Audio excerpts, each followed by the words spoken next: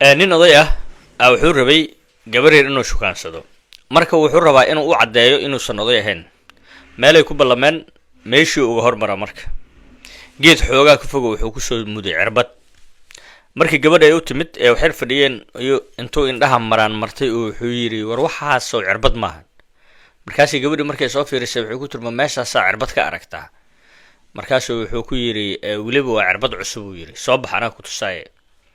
geedkii imaadeen cirbadii uu ka soo siibay wuxuu ku yiri mujada inay cirbad tahay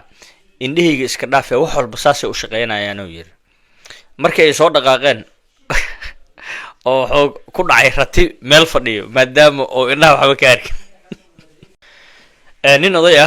wuxuu rabay gabar yar inuu shukaansado marka wuxuu rabaa inuu u cadeeyo inuusan oday ahayn meelay ku ballameen meeshii uga hormara marka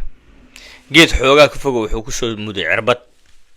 markii gabadha ay u timid ee waxay fadhiyeen iyo intuu indhaha maraan martay wuxuu yiri war waxaas soo cirbad maahan markaas gabadhi markay soo fiirisay wuxuu ku turma meeshaas cirbad ka aragtaa markaas wuxuu ku yiri waliba waa cirbad cusub uu yiri soo bax anaa ku tusaaye geedkii imaadeen cirbadii uu ka soo siibay wuxuu ku yiri mujada inay cirbad tahay indhahayga iska dhaafay wax walba saasay u shaqeynayaan uu yiri markay ay soo dhaqaaqeen oo xoog ku dhacay rati meel fadhiyo maadaama oo indhaha waxba ka arkin